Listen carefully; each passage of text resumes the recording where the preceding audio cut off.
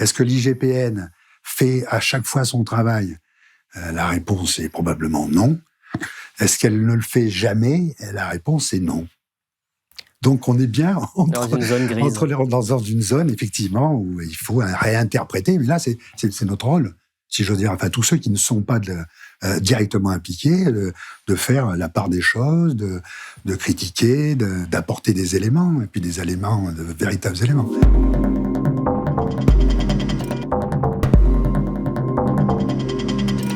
Bonjour Frédéric Charpier. Bonjour. Vous êtes journaliste et écrivain, et vous publiez ce livre, IGPN, une institution au-dessus de tout soupçon, point d'interrogation, chez Albin Michel.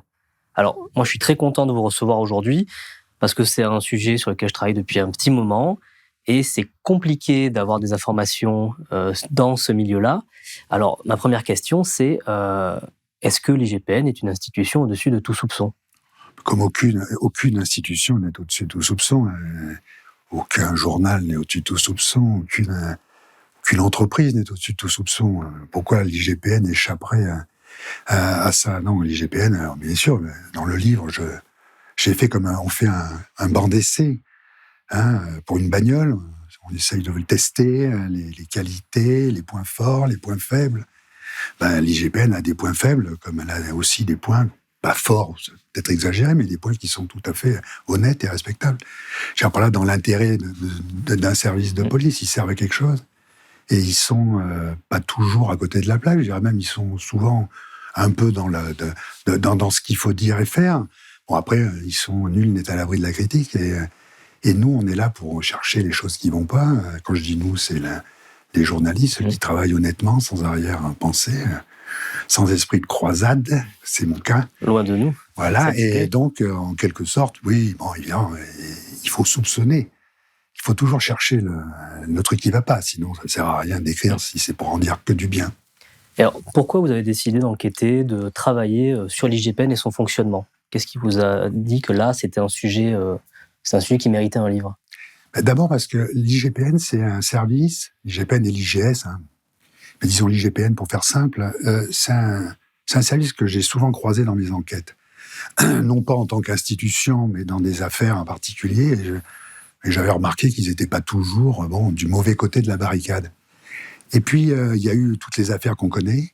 Et ce qui m'a frappé, c'est qu'au fond, on critiquait, à juste titre parfois à tort, et souvent, et c'est ça peut-être le plus embêtant, et ce qui m'a poussé peut-être un peu à faire ce bouquin, sans trop connaître le sujet. Donc, voilà, par exemple, sur une affaire, vous partez sur une affaire, vous voyez ce que dit l'IGPN, vous voyez ce que dit le dossier, vous voyez ce que vous dit votre enquête, puis vous dites, l'IGPN est à côté de la plaque, là.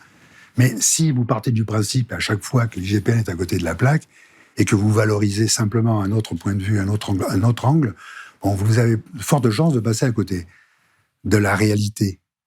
Je ne parle pas de vérité, là, mais de certaine forme de réalité. Et donc, je me suis dit, ce serait peut-être bien de faire un bouquin sur ce que c'est que l'IGPN, et au-delà même des violences policières, parce que je ne parle pas que de ça dans le livre. J'englobe bien d'autres sujets qui sont directement liés à sa fonction, son utilité et sa réalité.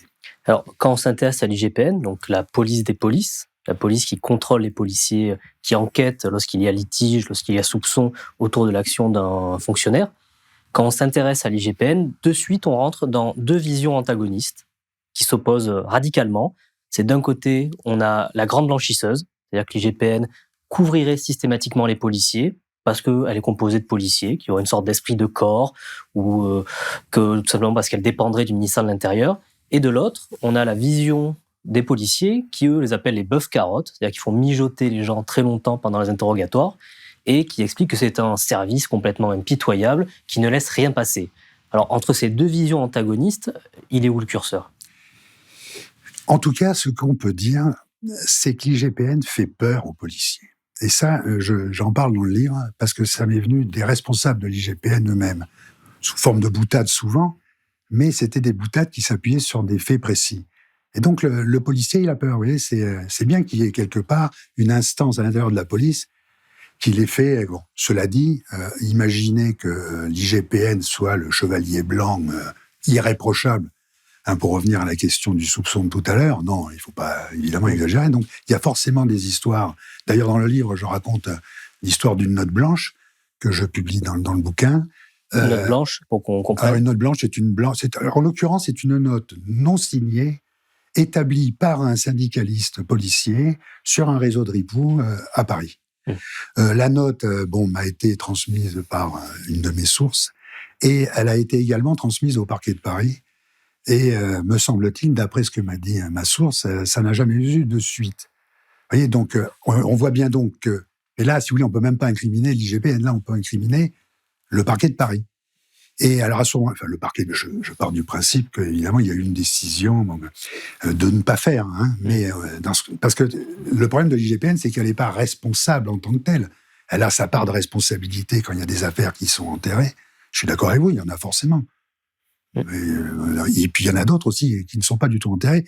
Et là, dans le livre aussi, je donne des exemples à contrario, parce que où on voit bien que de temps en temps, même quand vous êtes un grand flic, quand vous mordez le trait sur des affaires graves, pas sur des petites... Cette affaire de tricoche, par exemple, ce qu'on appelle la tricoche, c'est-à-dire le flic qui arrondit ses fins de mois en faisant des petites choses, notamment en ce moment, depuis quelques années, c'est la vente d'informations prélevées sur les fichiers de police.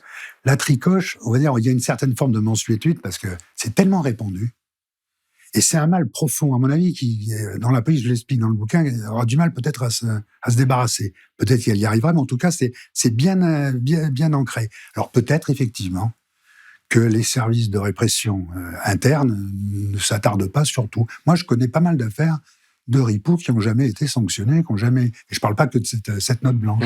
Donc ça prouve bien qu'il y a quelque part, et là j'ajouterais même, puisqu'on est dans ce domaine-là, et ça je le sais par des témoignages qui me sont revenus directement de l'IGPN, il y a quelques années, enfin ça remonte à 2-3 ans, c'est qu'il y avait eu une décision au niveau du cabinet ministre de ne pas ouvrir trop d'enquêtes. Pourquoi ? Parce que si vous voulez pas donner une image dévalorisante de la police, vaut mieux pas trop en remettre. Et ça, si vous voulez, c'est intéressant parce que d'un côté, vous aviez l'IGPN qui disait il faut ouvrir, et de l'autre qui disait oh là là, arrêtez, on en a déjà pas mal comme ça. Donc il y avait une forme de saturation aussi au niveau de certaines affaires qui fait que voilà. Donc est-ce que l'IGPN fait à chaque fois son travail ? La réponse est probablement non. Est-ce qu'elle ne le fait jamais ? La réponse est non. Donc on est bien dans une zone grise. Dans une zone, effectivement, où il faut réinterpréter. Mais là, c'est notre rôle, si j'ose dire. Enfin, tous ceux qui ne sont pas directement impliqués, de faire la part des choses, de critiquer, d'apporter des éléments, et puis des éléments, de véritables éléments. Là, ce que vous expliquez, cette zone grise, il y a une affaire que vous évoquez dans ce livre et qui a fait parler récemment, c'est l'affaire Zineb Redouane. Donc, on rappelle, Zineb Redouane, cette grand-mère de 80 ans qui meurt en 2018 en marge d'une manifestation des Gilets jaunes. Elle était à sa fenêtre et elle va être touchée par une grenade fumigène. Donc, toute la question sera d'où venait ce tir. Une grenade lacrymogène, exactement. Et donc, la question est de savoir est-ce que ce tir était légitime, est-ce qu'il a été fait dans les règles, oui ou non. Et là, en fait, on se rend compte, ce que vous évoquez dans ce livre, avec des informations qui ont été corroborées par France Inter notamment, c'est que l'IGPN avait préconisé le renvoi en conseil de discipline de 2 fonctionnaires dans cette affaire, et que ça n'a pas été suivi des faits. Donc c'est bien ce dont on parlait, c'est que l'IGPN propose, ou l'IGPN peut dire que là, de son point de vue, il y a eu manquement, mais en fait, en dernier recours, c'est pas elle qui décide des sanctions. Non seulement sur le plan administratif, mais aussi sur le plan judiciaire. Parce qu'après tout, quand les affaires sont classées, elles sont classées par qui ? Par le parquet. Le parquet, souvent, on m'a même raconté des histoires où vous avez des parquetiers qui faisaient pression sur des enquêteurs pour qu'il n'y ait pas de poursuite sur des policiers. Donc, parce que c'est très compliqué. Les relations police-justice, si on intègre tout dans le raisonnement, c'est pour ça que tout devient compliqué. C'est pour ça qu'il faut essayer de voir les choses par bout. Moi, c'est ce que j'ai essayé de faire. Mais parce que c'est compliqué. C'est vrai que... Donc, dans l'affaire Zineb, parce que ça, c'est une véritable affaire, à mon avis, elle est peut-être à la fois très emblématique des bavures. Elle est inacceptable. Alors, vraiment, celle-là, sur le plan du traitement, personne ne doit laisser cette histoire en l'état, telle qu'elle elle se trouve actuellement. Parce que quand on la regarde de près, ce que j'ai fait, Et j'en ai discuté beaucoup avec des gens directement concernés, pas sur le plan judiciaire, sur le plan administratif. Bon, on voit bien quand même qu'ils ont fait à peu près tout ce qu'ils devaient faire. Ils se sont heurtés à des résistances, notamment celle d'un petit groupe de CRS. Mais bon, au final, ils ont quand même réussi à obtenir gain de cause, les noms des gens, etc. Donc, ils ont fourni tous les éléments. Mais qui a fauté dans l'histoire? Principalement le parquet. Une partie des CRS, qui eux-mêmes ont été pris dans leur propre culture. Le parrainage, le chef doit donner l'exemple, il doit trinquer pour ses subordonnés quand ils ont... On se couvre entre nous. Voilà, on fait... et puis surtout, on veut même prendre sur soi des actes qu'on n'a pas commis.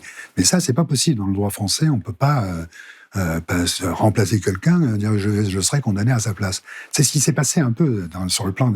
Et donc, ça a retardé considérablement l'enquête de l'IGPN, mais l'IGPN, finalement, a quand même... est arrivée à ses conclusions. Elle a rendu... Alors là, je vous parle de l'enquête administrative. Elle a rendu son propre rapport qu'elle a transmis à sa hiérarchie en demandant effectivement que 2 des fonctionnaires qui sont incriminés dans cette histoire soient traduits devant un conseil de discipline. Un conseil de discipline qu'on appelle le tourniquet chez les policiers, qui ne préjuge en rien de toute façon. Pourquoi tourniquet? Ça s'appelle comme ça. Vous savez que passer au tourniquet, c'est une expression, j'avoue honnêtement que je ne pourrais pas vous en dire plus, mais enfin, ils appellent ça comme ça. Mais ça ne veut pas dire pour autant que vous passez devant un conseil de discipline que vous serez sanctionné. Non, pas obligatoirement. Vous pouvez l'être de manière plus ou moins lourde. Mais là, apparemment, si j'ai bien compris, le directeur général de la police nationale a suggéré qu'ils suivent, je crois, une formation, je ne sais trop, pour bien leur apprendre comment se servir. Enfin, quand vous confiez une arme de cette nature à un policier, il faut quand même s'assurer d'abord préalablement qu'il sait s'en servir un tout petit peu. Et je dirais que dans cette affaire, et je pense que là, c'est une affaire sur laquelle il faut probablement se concentrer, parce qu'il y a sans doute beaucoup d'expertise encore à faire. Il y en a qui ont été faites sur le plan militant, notamment par le site Disclosure avec qui a fait une enquête. Qui a fait un truc remarquable. J'ai pris ces résultats, je les ai montrés à des gens internes au sein de la police, des gens qui connaissent bien ce genre de trucs. Et j'ai eu de bons résultats, de bons retours. Je veux dire, par là, c'est pas... L'enquête qui aboutit au fait que c'est un tir tendu. En tout cas, ça ressemble pas à un tir en cloche. Vous voyez, parce que tous les trucs qui sont quand même bien expliqués, ça montre que la balle était en phase ascendante et non pas...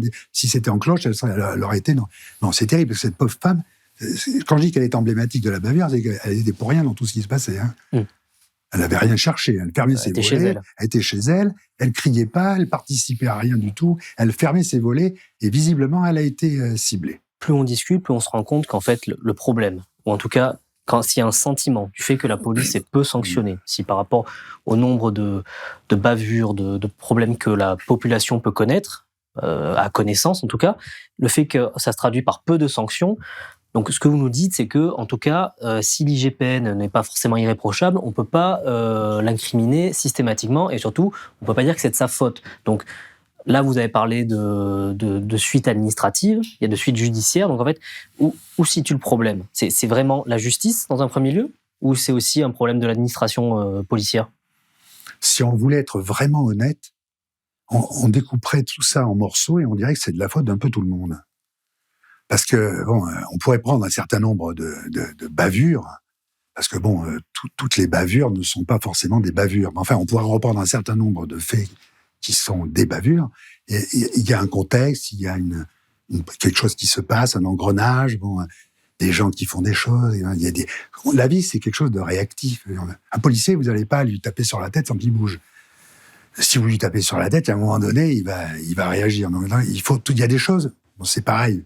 On entend toutes sortes de noms. Je veux dire par là, c'est quelque chose de dynamique dans une bavure. Donc vous dites qui est responsable? Je dirais un peu tout le monde, mais par contre, il y a des affaires où visiblement la justice est peut-être plus responsable que la police, parce qu'au fond, au final, c'est elle qui a le dernier mot. Et si la justice ne décide pas de trancher, de poursuivre, c'est pas la police qui va le faire, c'est pas son rôle. La police, elle est là pour traduire, comme on dit vulgairement, des responsables, des coupables devant des juges qui après vont... si la justice décide qu'il n'y a pas lieu de poursuivre, donc c'est plutôt vers la justice qu'on devrait... Et encore, quand j'ai la justice, vers les parquets. Oui.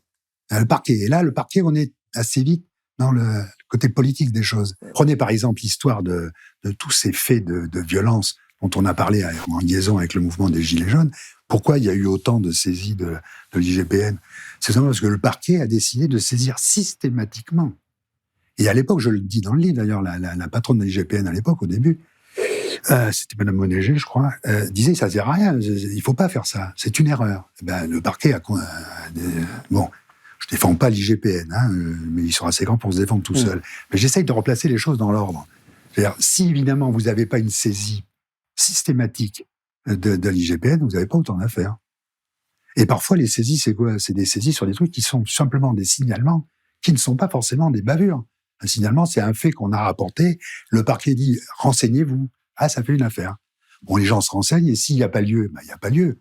Mais au départ, c'est le parquet qui saisit. À chaque fois, c'est le parquet. Donc, ce serait intéressant de savoir pourquoi le parquet a cette politique-là. Or, le parquet, c'est quand même le représentant du pouvoir politique. Donc, à mon avis, la question que vous posez, c'est une question politique. Donc, c'est pourquoi, quelque part, on décide plutôt de valoriser telle ou telle approche d'un problème. On pourrait, pareil, poursuivre ce que vous dites en attaquant la question du maintien de l'ordre, parce que tout ça, c'est lié. Ce sont des choses qui tombent d'en haut. C'est pas débattu en bas. Il n'y a pas un soviet, vous voyez, à la base, pour décider de comment on va. Non, c'est une institution très hiérarchisée, la police. Et les ordres, ils tombent d'en haut. Surtout ceux-là.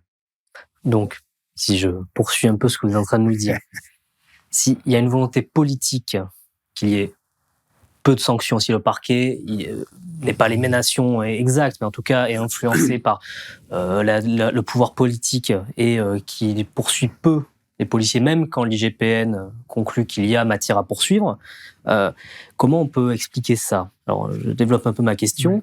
Quand on regarde ces dernières années, au hasard, on va prendre depuis 2017-2018, est-ce qu'on peut dire qu'il y a quand même une explosion de l'usage de la force, notamment au moment des Gilets jaunes, et que la réponse du pouvoir, ça a été de clairement faire en sorte qu'il y ait peu de sanctions, tout simplement parce qu'à ce moment, politiquement, ils avaient besoin de la police, qu'il ne fallait pas que la police les lâche. Est-ce qu'on peut dire ça, ou est-ce qu'on extrapole un peu?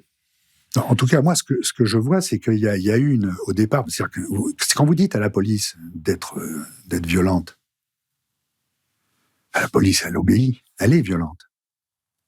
Vous ne pouvez pas lui reprocher après de l'être. C'est un outil. Quelque part, c'est vous là, le coupable. C'est pas là. Comprenez ce que je veux dire. Donc la question là sur ce que la question que vous posez, elle est là, c'est une stratégie d'intimidation qui a été mise en place à partir sur le mouvement des Gilets jaunes. On voit bien que le but, mais moi je l'ai su à peu près tout de suite parce que j'ai eu des discussions à l'époque tout à fait informelles avec des gens, parce que c'est un milieu qu'il faut, quand vous suivez un milieu, vous les voyez régulièrement, vous parlez de tout et de rien. C'était déjà l'idée, c'était quand même d'intimider, arrêter de manière massive les gens, les traduire. Parce que la plupart des gens des Gilets jaunes au début, c'était pas des militants, au sens où... C'est des primo-manifestants. Voilà, c'est des gens qui n'avaient pas l'habitude, ils étaient jetés là-dedans, parce que c'est des trucs quand même qui étaient hyper violents. Quand on a connu des violences dans sa vie, quand on était militant, on sait très bien qu'il y a une forme d'initiation quand même à la baston, aux ambiances, aller tout seul dans une manif violente sans avoir la moindre habitude. C'est risqué, Bon, là, en face, la police, ils n'ont pas choisi la police. Ceux qui donnaient les ordres, ils n'ont pas choisi. Même la question de la NAS. Ça aussi, ça a fait débat. Là aussi, l'IGPN a protesté. Contre l'utilisation de la NAS. Mais oui. Mais parce que la NAS, ça se fait pas. Ça se fait pas. Tous les gens qui s'occupent de maintien d'ordre vous le diront. Qu'est-ce qui s'est passé à Charonne? C'est quoi? Le principe de la NAS, c'est quoi? Charonne, c'est l'histoire de cette manif qui a été réprimée en 1962, où des gens se sont retrouvés comme ça, agglutinés devant une station de métro, une bouche de métro, où les grilles étaient fermées. Donc tout ça, les gens se sont agrégés. Quelques flics ont balancé par-dessus des grilles d'arbres en acier dessus. Ça a fait plusieurs morts. Le bilan sera lourd. 9 morts, la plupart sont des militants communistes, 50 blessés graves et 250 blessés légers. L'idée de ne pas laisser aux gens la possibilité de s'échapper, c'est déjà courir le risque de graves dysfonctionnements et des effets négatifs, en tout cas sur la santé, le physique des gens. Quand vous, en plus, vous faites ça sur des gens qui n'ont pas l'habitude, qui viennent là, je veux dire, pas de manière ludique, mais presque, comme ça, un côté folklore, on vient, on manifeste, c'est ça au début, et donc au départ, il y a eu cette volonté d'emblée d'intimider. C'est-à-dire taper, arrêter massivement, traduire devant les tribunaux, ficher au passage, parce que on avait affaire à une nouvelle clientèle qu'il fallait mieux connaître, et puis après, condamner. Et tout ça, ça refroidit certaines ardeurs. Après, vous avez des militants qui sont arrivés, donc eux, ils ont déjà plus l'habitude. Bon, ça n'a pas empêché un certain nombre de dérapages. Mais je veux dire par là, ça, c'est pas les policiers qui décident eux-mêmes de la manière. Il y a un choix de l'escalade. À un moment. Ils ont choisi, à un moment donné, visiblement, ils ont choisi l'affrontement dur. Quitte après, ils ont choisi un autre système qui me paraît assez curieux, c'est de faire durer. C'est-à-dire d'organiser quasiment toutes les semaines une sorte de week-end récréatif où il y aurait des bagarres entre les gilets jaunes et la police, parce que tout ça, on a l'impression que ça a été toléré. Toléré, je veux dire, dans le sens où ça a été quasiment presque voulu.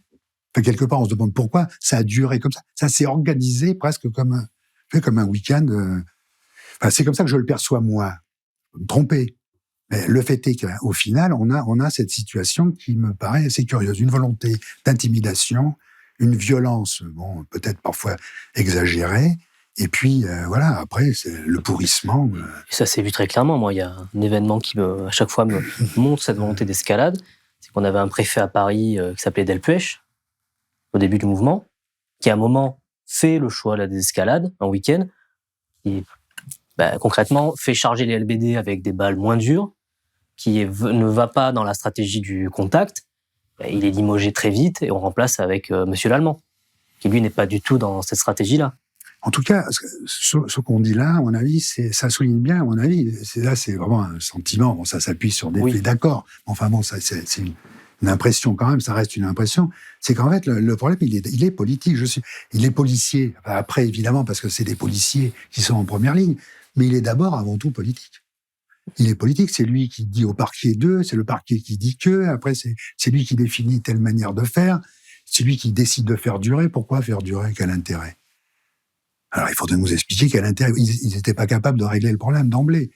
À la fin, qu'est-ce qu'il y avait? C'était presque résiduel, les manifs de gilets jaunes, tout le monde le voyait. Pourquoi cette volonté de vouloir faire durer, d'instrumentaliser un conflit avec tout ce qu'ils savaient à côté, c'est-à-dire tous ces gens, c'est des personnes nombreuses qui ont été victimes de perte d'un œil, de doigts, de mains. C'est quand même aujourd'hui. Je me souviens, c'était en 86, lorsqu'il y a eu l'affaire Malik Oussekine. Je me souviens Alain Madelin, qui n'est pas un gauchiste, pas un grand gauchiste, mais avait dit à l'époque, on ne tue pas quelqu'un pour une réforme. Et il avait mis en rapport, excusez-moi de faire la promo d'Alain Madelin, mais le fait est quand même qu'il avait eu cette remarque, on ne tue pas quelqu'un pour ça. Et là, pourquoi ça va fait durer pendant des mois pour en arriver où? Avec quelle conclusion? Un débat de quoi? Qui est capable de se souvenir de ce qu'a été ce débat? Quel était le but dans tout ça? Voilà. Alors après, c'est pour ça que quand vous disiez qui est responsable, je pense qu'il y a beaucoup de gens responsables, mais je crois que la responsabilité principale, elle est politique. Pourquoi, un policier, on va mettre plus de temps, alors qu'un manifestant qui jette un caillou... Jaune, parution immédiate. Alors, en fait, l'explication, somme toute, elle est assez simple. Elle ne plaît pas. Elle est simple. Le flagrant délit, c'est pour le manifestant, hein, c'est pas pour le policier. Pas sur un pied d'égalité. Ben non, mais c'est pas eux qui le choisissent, c'est comme ça. La procédure, elle veut d'abord que quand vous avez un problème comme ça, vous devez établir la réalité des faits, l'identité du coupable, l'intention, etc. Et puis si ça cadre pas avec le travail du type, parce que là aussi, le travail d'un policier, enfin l'intervention d'un policier, elle est très large. Hein. Il a beaucoup de possibilités, y compris dans l'utilisation de la violence. Et ça, c'est pas lui qui le choisit, c'est la loi qui le dit. Donc, par contre, un manifestant ramasse un pavé, le jette sur un policier, il est photographié, ou il est on établit sa culpabilité, il passe devant un tribunal, il est condamné. Ça, de ce côté-là, il n'y a pas la loi aussi, elle le dit. Et donc, on a des lois chaque fois qui disent des choses, et elles sont, entre guillemets, respectées d'un côté, respectées de l'autre. On n'est pas d'accord, on peut ne pas l'être, Mais c'est comme ça. Si le problème vient du politique, est-ce que, en dernier ressort, le souci, c'est que l'IGPN fait partie de la maison police et fait partie du ministère de l'Intérieur. Alors ça, c'est une critique qui revient souvent, qui est battue en brèche par l'IGPN, en disant que ce n'est pas un problème. Alors, quelle est votre opinion là-dessus ? Bon, on peut pas dire que c'est pas un problème. Dire que c'est quelque chose qui les paralyse, non. Non. En revanche, parce qu'ils sont conscients d'une chose, ça j'en parle aussi là-dedans, c'est qu'au fond, mais il y en a beaucoup de gens de l'IGPN m'en ont parlé de ça, qui d'ailleurs parfois sont des gens qui ont fait des carrières avant. Hein. On fait rarement une carrière entière à l'IGPN. Souvent, c'est des policiers qui vont à l'IGPN et qui parfois redeviennent policiers après être passés à l'IGPN. Ça, exactement. Donc, je veux dire, là, c'est pas un métier particulier. À un moment donné, il y a des gens qui peuvent bifurquer par l'IGPN, effectivement, mais après avoir fait des carrières. D'ailleurs, les deux policières qui ont dirigé ces dernières années l'IGPN, Madame Julien et Madame Monéger, c'est des femmes qui ont eu des carrières dans la police, en PJ, dans la formation, dans la l'IGS, autrefois pour Madame Julien, etc. Donc, je veux dire, c'est quand même des gens qui ont un background. Bon, donc la police, ils connaissent. Donc, ils en font partie, évidemment, ils en font partie. Dire que ça les empêche de faire, non.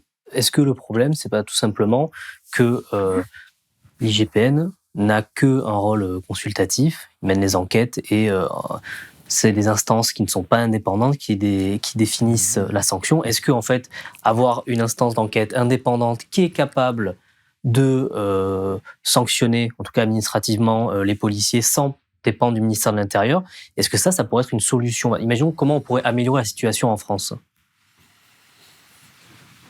Je ne sais pas, honnêtement, je ne sais pas comment il faut régler. Parce que en Europe, il y a plusieurs modèles qui existent. C'est-à-dire, les pays du sud de l'Europe, c'est grosso modo comme la France, en Italie, en Espagne. Mais par exemple, au Royaume-Uni, on a l'IOPC, le Independent Office for Police Conduct, qui est un organisme public et qui est uniquement composé de personnes non policières. Oui, mais quand ils veulent avoir accès à certains documents, s'ils sont pas de certains côtés convenables, ils les ont pas. Donc, ils sont quand même également soumis aux mêmes tracasseries.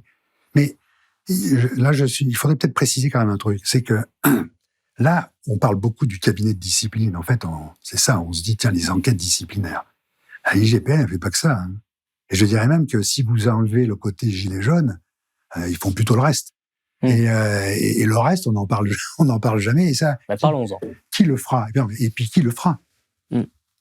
S'il n'y a plus personne pour le faire. Moi, il y a un débat dans tout ça. Non, avoir une instance. Moi, j'ai découvert, honnêtement, je connaissais mal, mais j'ai la CNDS et la défenseuse des droits. Je trouve que c'est génial. C'est la défenseuse des droits, vous connaissez cet organisme, c'est quand même génial. On peut pas dire qu'il n'y a pas d'endroit où il n'y a pas, ils ont des capacités d'enquête, ils récupèrent tous les dossiers qu'ils veulent, à peu près. Ils sont très partie prenante, ils sont détestés par les syndicats de police. Oui. Voilà. Donc, grosso modo, cette institution, entre guillemets, indépendante, elle existe déjà. Ça a été la CNDS à une époque, et c'est aujourd'hui la défenseuse, parce que c'est une femme, des droits. Et c'est toujours le même problème. Ils n'ont qu'un pouvoir de préconiser. Ils n'ont aucun pouvoir. Ils peuvent préconiser, ils peuvent... Le pouvoir, celui qui a le pouvoir, c'est le juge. Oui. Donc, parce que là, on parle aussi que des... Alors, on parle, que des cabinets de discipline, et en même temps, on ne parle pas des enquêtes judiciaires de l'IGPN. Parce que, à un moment donné, je parle des ripoux, parce qu'ils travaillent beaucoup sur les ripoux, mais comme on ne parle jamais des ripoux, on ne peut pas le savoir. Hein. Pas pourquoi il y a une espèce de clémence, comme ça, sur ce sujet-là, c'est évacué. On a l'impression que c'est moins médiatique. Ça devrait intéresser les gens, quand même, de savoir qu'il y a quand même un certain nombre de policiers qui ne sont pas très droits. L'IGPN fait des enquêtes judiciaires. Et dans la partie ripouille du bouquin, je raconte un certain nombre d'enquêtes, y compris des enquêtes judiciaires. Je peux vous dire c'est des enquêtes énormes, extrêmement documentées, où le policier, il sort en charpie. Et c'est transmis au juge, et c'est le juge qui instruit, et après c'est un tribunal qui juge. Voilà, c'est ça le véritable défilant, le truc. Là. Ça se passe comme ça. Ça devrait se passer comme ça. Mais on parle pas de ça, généralement. On s'en tient à des aspects particuliers. Moi, je défends pas, encore une fois, je le répète, mais j'essaye de voir la chose telle qu'elle est. Voilà, et dans le tableau général, il y a du bon et du mauvais, et peut-être même du très mauvais et du très bon. Mais est-ce que justement, là où vous faites la différence, vous dites oui, mais regardez, quand c'est des histoires de ripoux, des problèmes internes à la police, c'est vrai, l'IGPN, on a l'impression qu'ils vont pas hésiter à aller interpeller des policiers chez eux, ils vont mener des enquêtes jusqu'au bout. Est-ce qu'il n'y a pas un deux poids, deux mesures? C'est-à-dire que sur les questions de la corruption, sur, je ne sais pas, le harcèlement qui peut exister dans la police, les dérapages, là, l'IGPN est carré et n'hésite pas à aller au bout. Par contre, quand ça parle plutôt de maintien de l'ordre, ou qu'en fait il y a une dimension politique plus importante qui est simplement des fonctionnements ou du mauvais fonctionnement interne de la police, quand il y a une dimension politique, on a l'impression que c'est plus compliqué pour l'IGPN. Est-ce que ce deux pas de mesure qui est dénoncé, on le sent, que c'est ça qui gêne les gens, est-ce que c'est une réalité ou pas? C'est intéressant ce que vous dites, parce qu'en fait ça pose un autre problème. Vous parlez des ripoux, mais le ripou, il est poursuivi pourquoi? Il est poursuivi parce qu'il a violé la loi. Et que ça a été établi. Par exemple, je raconte l'histoire d'un mec qui fait donner des faux papiers, une maquerelle, qui faisait venir des nanas de l'autre bout de la planète, pour des salons de massage. Tout ça a été établi, il avait mis beaucoup de fric de côté. Un autre, je parle aussi, il renseignait, un type qui était poursuivi, sur écoute, et dans l'objet d'une enquête, et il touchait du pognon. Là, le type, il viole la loi. C'est établi. C'est un ripou. Ça cogne. Mais prenez l'exemple d'un flic qui est accusé d'avoir éborgné quelqu'un. Ça va se passer comment, l'enquête? L'enquête, on va dire, oui, mais d'accord, ok. Est-ce qu'il a visé? Vous voyez ce qui se passe avec Zineb? C'est ça. Est-ce qu'il a visé? Est-ce qu'il a fait un usage intense? Parce qu'au fond, la question, c'est plus est-ce qu'il a violé la loi? C'est est-ce qu'il a fait ce qu'il devait faire? Est-ce qu'il l'a fait intentionnellement? Et est-ce que, par exemple, parce que là, il y a des exemples avant, je vous en parlerai juste après, est-ce qu'il a vraiment visé la personne? Est-ce que c'était elle qui était visée? La personne qui a perdu un œil, là, tout ça, ça fait débat. Et c'est plus du tout pareil, entre guillemets. Vous voyez, c'est pas la, mais vous avez raison de poser la question comme ça. Mais en même temps, on a affaire à deux réalités. L'enquête administrative, ou même judiciaire dans ces domaines-là, elle a des objectifs particuliers. Que ça nous plaise ou pas, c'est autre chose. J'essaye simplement de vous dire que c'est ça que je veux dire. C'est qu'au fond, eux, ils ne se posent pas les questions que vous vous posez ou que je peux me poser, ou que des militants peuvent se poser. Ils disent, oui, ok, est-ce que c'était visé? En 86, il y a eu plein de gosses, de jeunes qui ont été éborgnés, crâne fracturé lors des manifestations. Et la réforme de Vaquet, à l'époque, je crois, en 86. Ils avaient réussi, l'IGS, à l'époque, avait réussi à identifier les tireurs. Après, l'affaire, elles n'ont pas abouti. Pourquoi? Elles n'ont pas abouti parce que il aurait fallu à ce moment-là prouver en plus que les gens étaient visés. Simplement, ils étaient pris dans un groupe de personnes. Alors, il fallait dire oui, non, c'est lui qui a tiré, mais il a visé celui-là en particulier. Et pourquoi il aurait visé celui-là en particulier? Donc, vous voyez ce que je veux dire? Vous créez un débat qui n'est pas un débat judiciaire, au fond, grosso modo, un débat de notre nature, mais qui aboutit à un type qui va dire, bah oui, mais donc on peut pas savoir. Donc l'affaire, on va pas la conclure. Tandis qu'un ripou, une fois que les faits sont établis, ça y est, l'affaire est dans le sac, puis là, ils font parfois des enquêtes énormes, ce qui n'est pas le cas d'ailleurs pour des petits actes de violence. C'est pas des enquêtes énormes. Vous voyez, au fond, ils font avec des éléments. En plus, ils sont limités. Il faut savoir une chose, c'est qu'une enquête administrative, vous n'avez pas le droit d'interroger n'importe qui. C'est-à-dire? Par exemple, si vous prenez l'affaire de Nantes, l'IGPN avait le droit d'interroger des policiers et des pompiers. Et c'est tout. Pas les témoins. Non, pas dans le cadre de la enquête administrative. C'est-à-dire qu'après, si le juge saisit l'IGPN, et à ce moment-là, lui élargit sa saisine, alors là, il pourra, si c'est une saisine comme de cette nature-là, il pourra interroger. Mais sinon, il ne peut pas. Donc, au fond, dans l'affaire de Nantes, ce qui était incroyable quand vous le lisez, c'est ça qui est génial quand on s'intéresse à ces affaires, c'est qu'il y a eu tout de suite des milliers, j'exagère, mais des dizaines et des dizaines de témoignages. Il y avait plein de gens qui ont rapporté des trucs, mais ils n'avaient pas le droit. Ils n'avaient pas le droit de s'en servir. Je ne défends pas, attention. Je vous explique simplement, objectivement, les limites d'une enquête administrative. Donc, si je devais résumer votre pensée, c'est si un policier vole, si un policier s'adonne au proxénétisme, voilà. Ça enfreint la loi, et donc le couperet peut tomber facilement. si un policier est violent, il n'enfreint pas obligatoirement la loi puisqu'il a le monopole de la violence légitime. Et donc là, on rentre dans un autre débat qui est celui de qu'est-ce que la violence légitime, et c'est beaucoup plus complexe de définir si la réponse d'un policier dans un moment donné est proportionnée, s'il y a faute ou pas. Oui, on va employer le mot légitime. C'est le mot que tout le monde emploie, mais au fond, est-ce que l'usage était, vous le dites, c'est plutôt ça. Proportionné. Est-ce que c'était ça qu'il fallait faire? Est-ce qu'il fallait le faire comme ça? Parce que l'usage de la force, un policier, même vous avez un rassemblement, il se passe rien. Mais le chef décide de faire disperser la foule. Il le fait, c'est pas interdit. Au contraire, ça fait partie de leur prérogative. Donc je veux dire par là, il y a des tas de choses qui rentrent en contradiction. Bon, après, on peut avoir par principe, à choisir, on pourrait dire pourquoi on n'aurait pas une police plus gentleman, plus cool. Le problème, c'est pas le propre de la police, c'est pas d'être gentil. En général, c'est pas ça. Vous avez différents types de police, surtout la police de maintien de l'ordre. Ils sont quand même entraînés à ça. Donc on peut pas leur demander. C'est très compliqué, surtout si les policiers sont victimes eux-mêmes, vous voyez, de violences, indues de la part de manifestants. Encore, la police de maintien de l'ordre, c'est pas vraiment ça le problème. Si pour les gens qui ont l'habitude de faire des manifestations, de couvrir des manifestations, on sait qu'il y a certaines unités où on peut grosso modo leur tourner le dos. C'est pas trop dangereux. On sait qu'il y en a d'autres. Faut surtout pas. La CSI, quand c'est la BAC, quand c'est la Bravem, faut surtout pas s'en approcher. Il y a un problème de format, il y a un problème de... Mais l'IGPN le dit. L'IGPN l'a fait remarquer que d'ailleurs il y avait beaucoup de poursuites qui étaient engagées dans les violences policières contre des policiers qui n'avaient aucune habitude du maintien de l'ordre. Le CRS, il dérape un peu moins. C'est ce que vous voulez dire. Évidemment, les CRS, mais à Marseille, l'affaire Zineb, c'est les CRS. Oui, donc ils ne sont pas exempts. Ils sont pas exempts.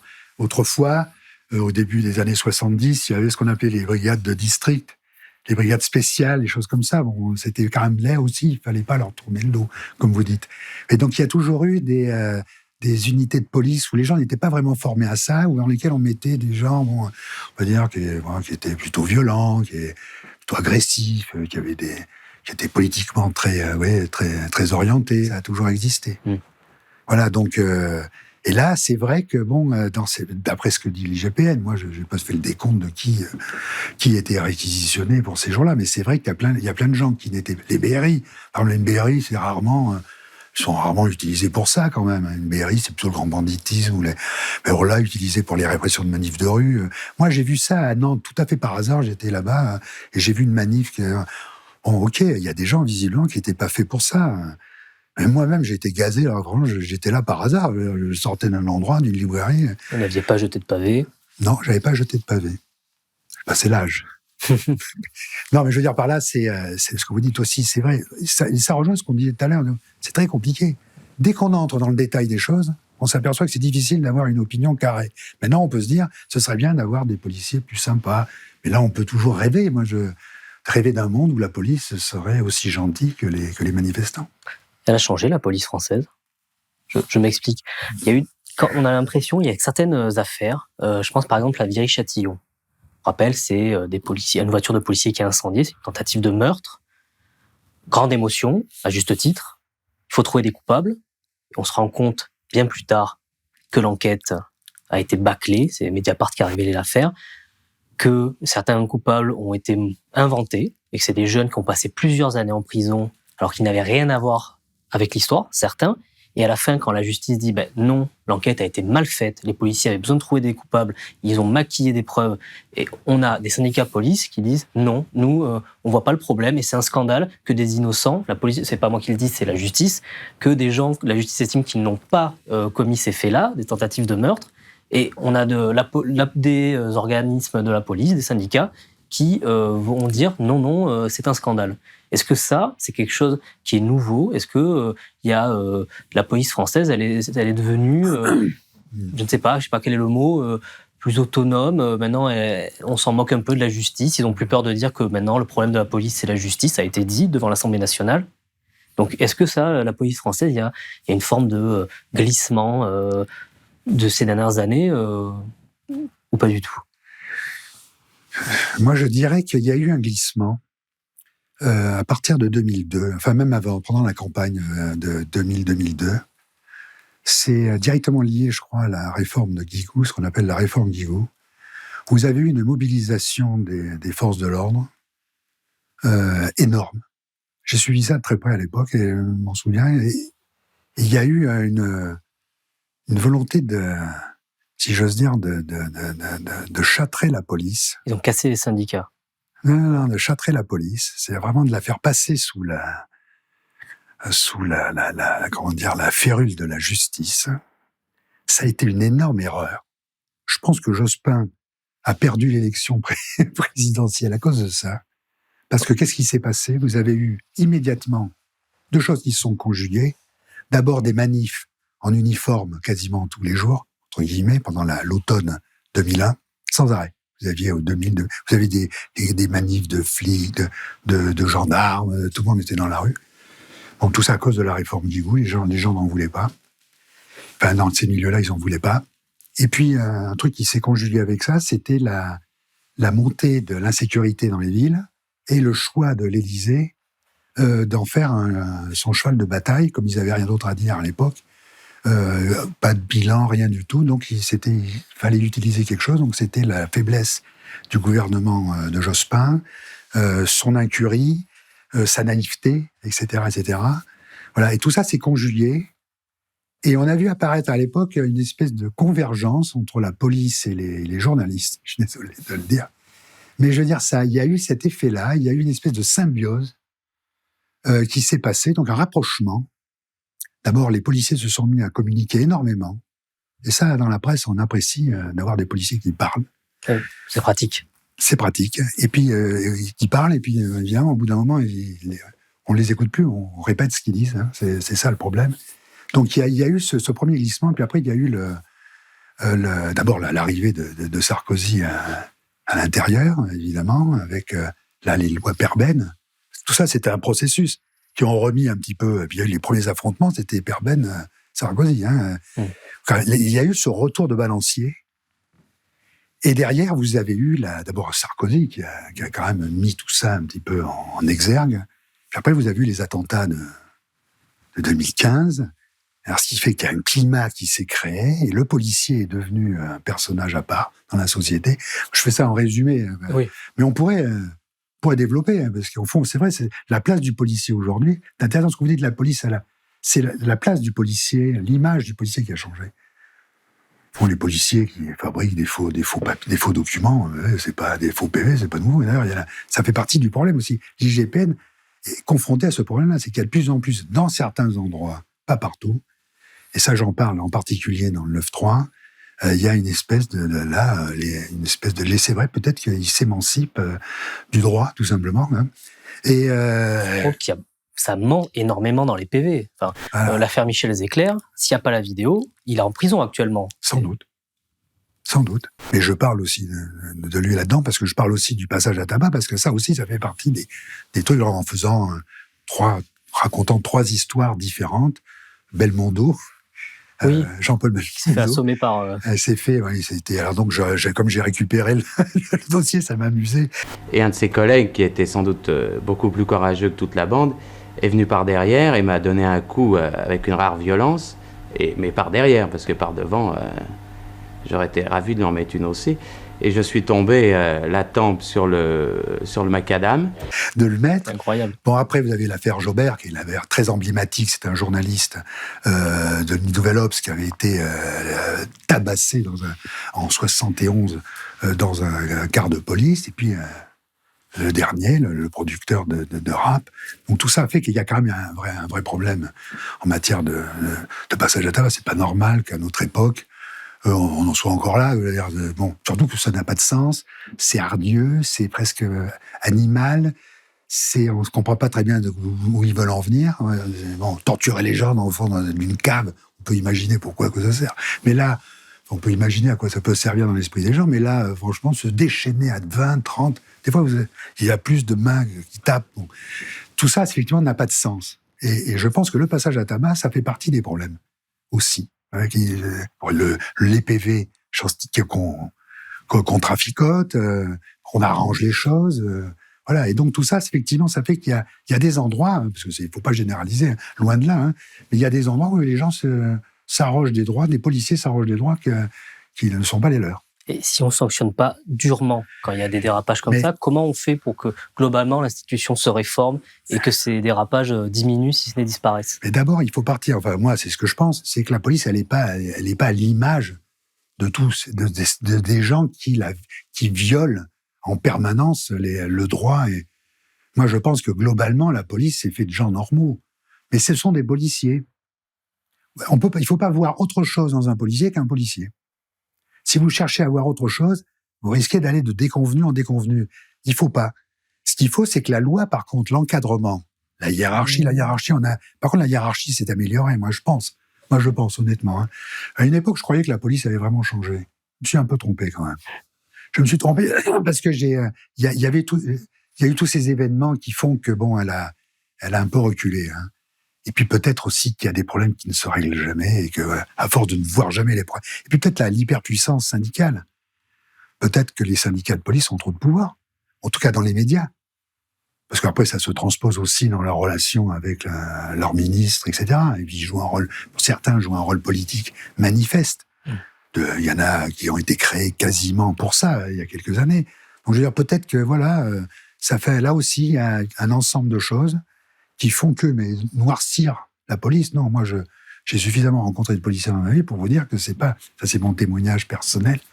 Évidemment, un militant pourrait dire autre chose, mais je veux dire, moi, c'est pas la perception que j'ai plutôt la perception de gens qui sont des policiers, évidemment, qui défendent leur travail, leur méthode, parfois pas claire, mais ils assument, mais ce sont pas des voyous, ce sont pas des tordus et des psychopathes, dans leur majorité. C'est pas en supprimant l'IGPN que vous allez régler le problème des violences policières.